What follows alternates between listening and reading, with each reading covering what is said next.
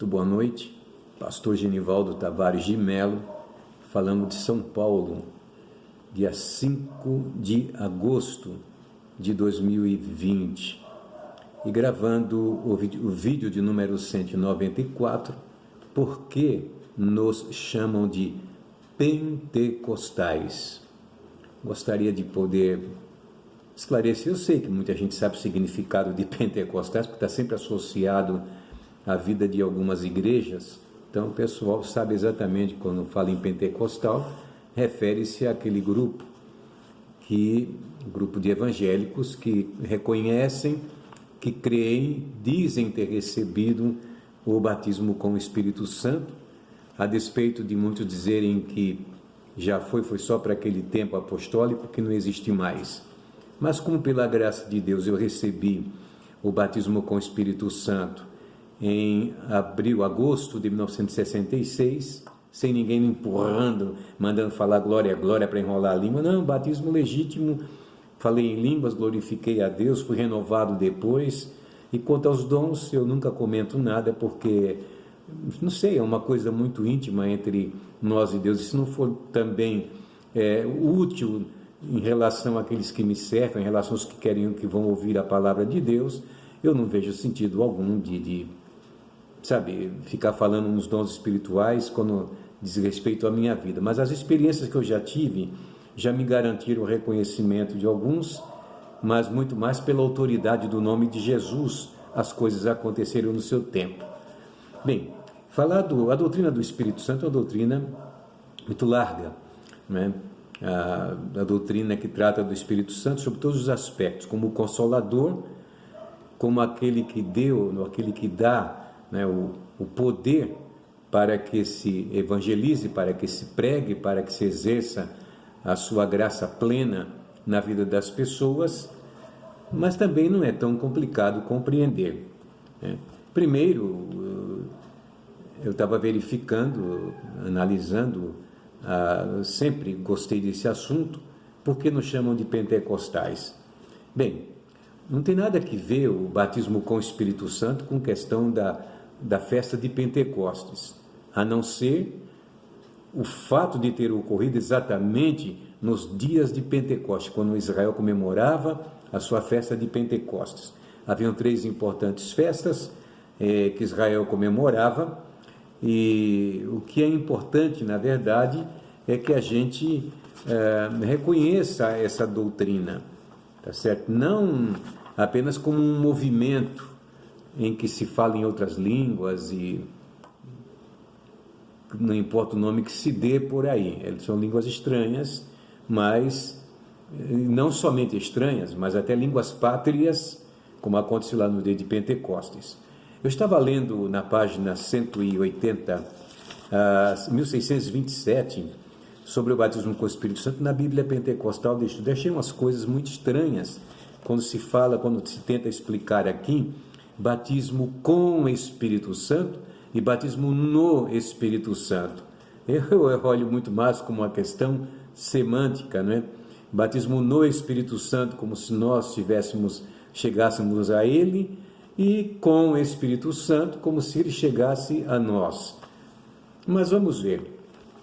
Bem, a manifestação do Espírito Santo se deu logo no batismo de Jesus. Todos nós conhecemos essa passagem, quando em forma de uma pomba veio sobre ele uma voz do céu que disse: este é o meu filho amado, em quem me comprazo.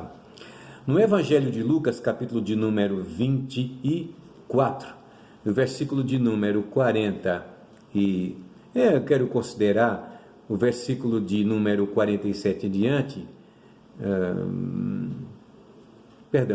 49. E dessas coisas sois vós testemunhas, isto é, Jesus falando, a aparição do Senhor aos 12, e explicando como deveriam pregar o Evangelho. Abriu o entendimento deles para compreenderem as Escrituras de maneira mais plena, e disse-lhes: assim está escrito, e assim convinha que o Cristo padecesse, ao terceiro dia ressuscitasse dos mortos, e em seu nome se pregasse o arrependimento e a remissão dos pecados em todas as nações, começando por Jerusalém.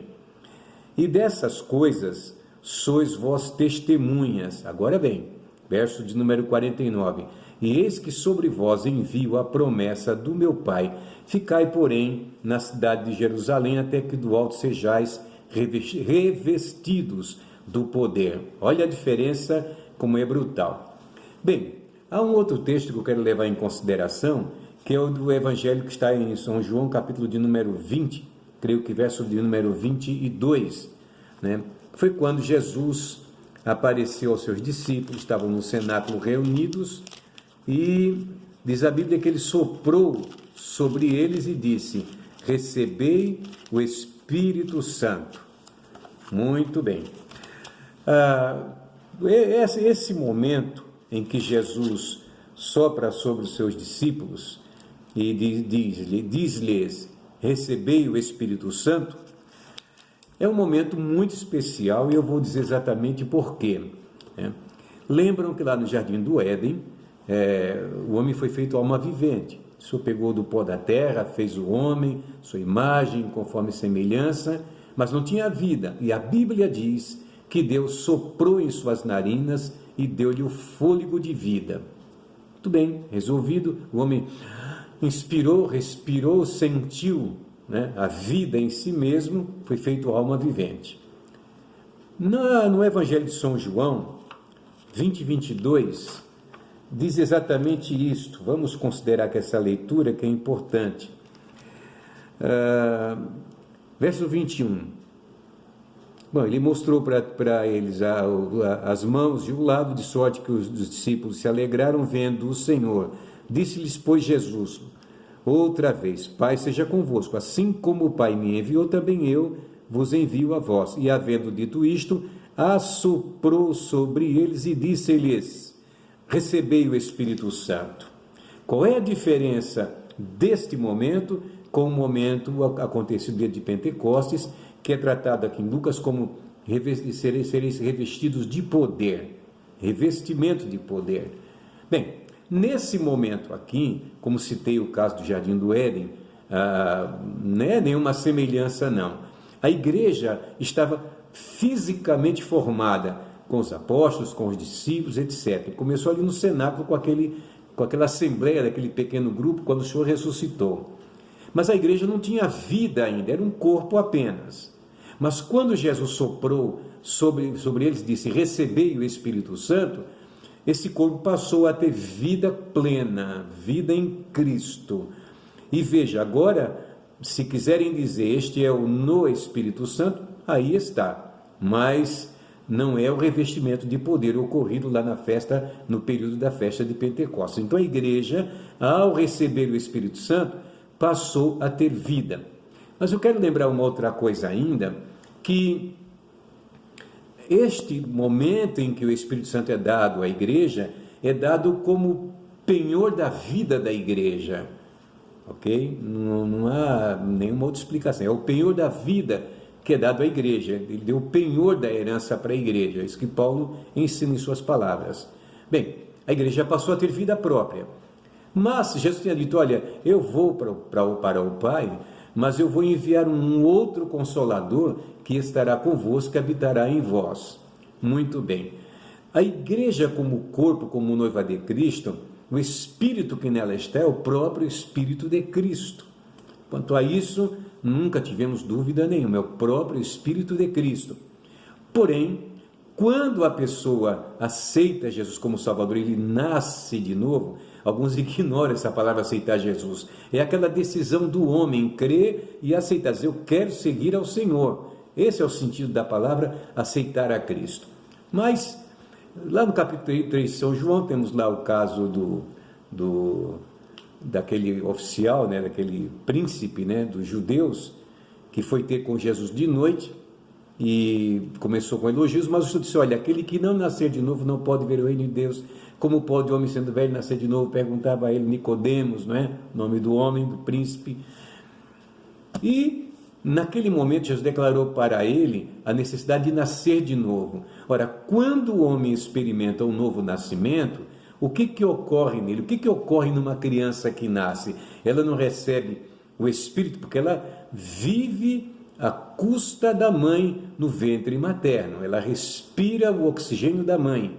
quando ela nasce, vem para o mundo, ela respira, a sua própria alma, agora independente da mãe, passa a ter vida e espírito, personalidade. Então, quando o homem se converte a Cristo, nascido de novo, ele recebe o Espírito do Senhor normalmente. Isso não muda absolutamente nada, é o Espírito que trabalha em nossa vida, que vai nos transformando, nos dando conhecimento da palavra, uns de maneira mais rápida, outros um pouco mais demorada, mas vamos conhecendo. É aquele que nos ensina toda a verdade. Ele, através de quem? Através da palavra, através dos seus servos que pregam a palavra, que ensinam a palavra.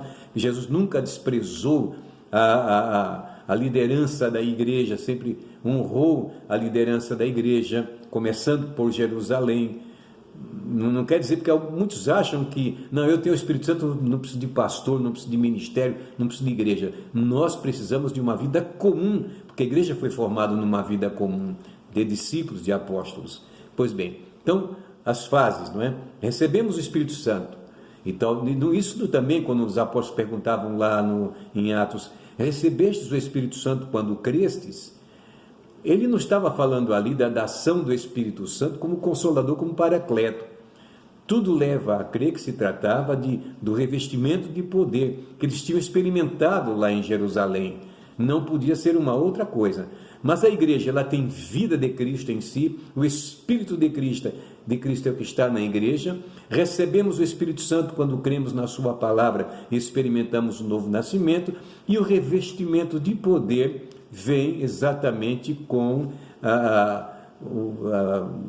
o poder que nos é outorgado, aí sim, com o Espírito Santo, se querem assim, mas é o batismo com o Espírito Santo. E por que nos chamam de pentecostais? Ficou essa marca o tempo todo, agora porque aconteceu na festa de Pentecostes, estavam todos ali reunidos no mesmo lugar, quando veio sobre eles, não foi um fogo, foi línguas semelhantes ao fogo, línguas como de fogo, não foi um brasa de fogo, línguas de fogo que veio sobre eles, rolando tal, não, línguas como de fogo, certamente viram como se fosse labaredas de fogo, é o que diz o texto lá de Atos dos Apóstolos.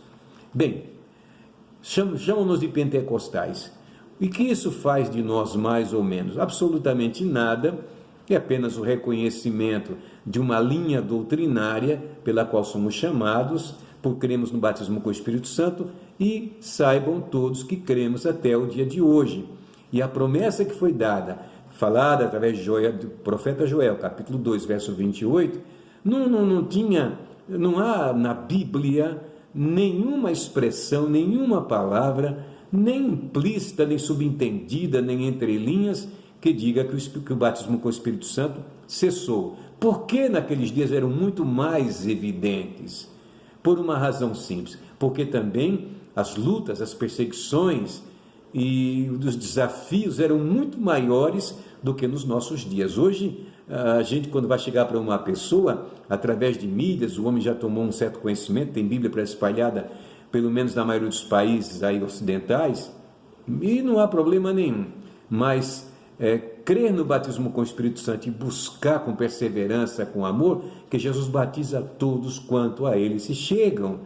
Isso não precisa frequentar esta ou aquela igreja, é crer e buscar, e certamente Jesus o batiza. Somos pentecostais, Deus seja louvado, e continuemos nesta fé até que Jesus venha.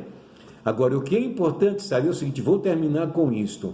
Se for para receber dons, poder, para ficar dentro de 4 paredes, passando a mão na cabeça um do outro, fazendo festas, isso não funciona. E é por isso que o neopentecostalismo entrou depois no meio do caminho, né, com algumas coisas. Desculpem alguns neopentecostais, deve haver muita gente sincera no meio deles que reconhece a doutrina do batismo com o Espírito Santo, mas muitos deles não reconhecem, e há muitas coisas estranhas que acontecem que fogem ao texto sagrado, texto da palavra do Senhor, e as doutrinas apostólicas em relação a isto que Paulo faz à igreja de Corinto na sua primeira carta. Deus abençoe a todos, grande abraço, desculpe ter passado mais uns 4 minutos.